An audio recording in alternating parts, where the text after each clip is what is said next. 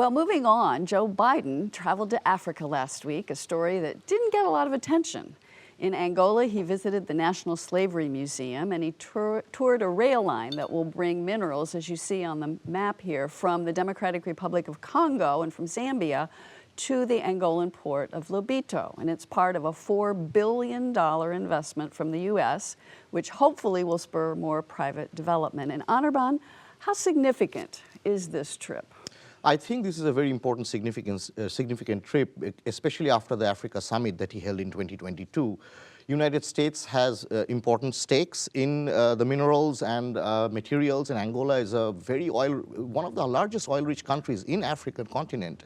But I must back up and say that the Anglo-American and European foreign policy towards Africa has been colored through profound racism, ignorance, and cringeworthy condensation and imperial imperatives. And I'll give you examples. Like, we have this song, it always gets me. It says, "Do they know it's Christmas?" And here it goes. "And there won't be snow in Africa this Christmas time." They're in the southern hemisphere, okay. "The greatest gift they will get this year is life. Where nothing ever grows, no rain nor river flow. Do they know it's Christmas time at all?" And this, they're talking about Ethiopia, which was one of the oldest Christian populations in the world before even Europe had it. So, this is the kind of racism, ignorance that we kind of foment in American society. We never talk about Africa. We don't even know if there are 50 countries there. And the other part is to counteract this China, right? I mean, the United States had horribly repressive policies during the Cold War. We kept on supporting South Africa for the longest time. And now China is now the boogeyman, right? So, and as several Chinese observers have said, that if Biden administration really wants to do something in Africa that's productive, they should actually look at China and see how Chinese investments have actually worked and helped in African infrastructure, and why. And why, indeed, that most Africans support Chinese investments. Huge popular opinion in favor of China in Africa and not in favor of US or Europeans, right? So it's a last-ditch attempt, right, to couch something is going to come good of Africa, but at the end of the day, it's the imperial motive of maintaining the army base in Niger, get coal, oil, mineral, whatever you can extract from Africa. The new scramble has started. Luke, is this a lot about China? Because it's, I believe, Africa's largest trading partner now, not the U.S. Yes, and I think one of the challenges the U.S. faces is having to build public support for foreign aid to other parts of the world. It's less than 1% of our budget, but if you poll Americans, that's the part of the budget they most want to eliminate and think that's going to solve our money problems. And so China doesn't have those issues as a repressive government. If they just want to raise X billions of dollars and put it towards a certain cause in Africa, they could do that, and they have, as Anirban pointed out. So I think it's in America's interest, not only economically, but politically, to strengthen our alliances in Africa and help, to the extent we can, support democracy and reduce corruption at the same time, which is good for us, and I would argue, to some degree, certainly good for the African people as well. Tara? Well, I think this is very good for Angola and the other African countries. And one of the things that I like about this policy from their perspective is they basically are taking the attitude that we will accept appropriate help from anyone, and we're not trying to align ourselves with either China or the United States or any particular country in that sense.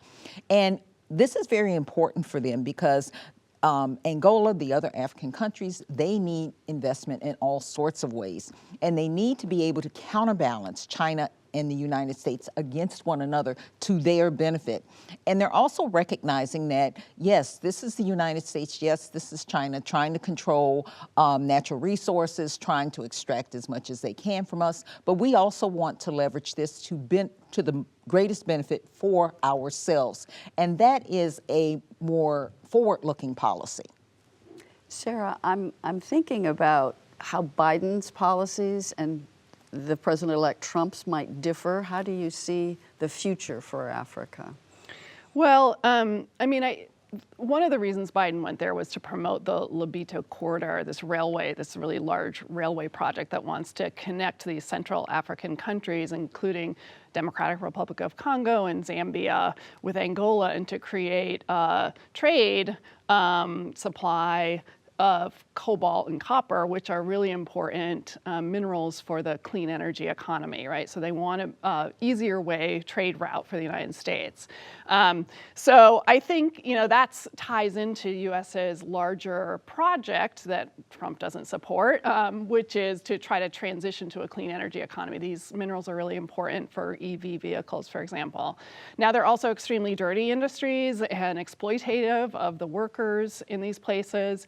So it's a real mixed bag, I think. On the other hand, Africa is extremely vulnerable to climate change. Out of the top 10 countries that are the most vulnerable to climate change, according to many experts, 7 of them are in Africa, including the Democratic Republic of Congo, which has the world's biggest deposits of cobalt. So, I don't know what Trump will do. I think this trade he seems to, I guess, support. So maybe this project will continue. And even with Biden, I'm happy you brought in cobalt. There is a book I want my viewers to take a look at. It's called Cobalt Red. It came out last year. And it talks about absolute despicable child slavery in harvesting the cobalt. Biden didn't say anything about that, right? There's nothing that he could say in any of these visits. And we know, case study after study, cobalt mine is extremely harsh for children, and child slaves are used. So I don't know. It doesn't seem Africans think America has their best interest in their heart, and they don't believe United States and Europe anymore. They believe China way, way more, and there's reason for that. There's very good reason for that.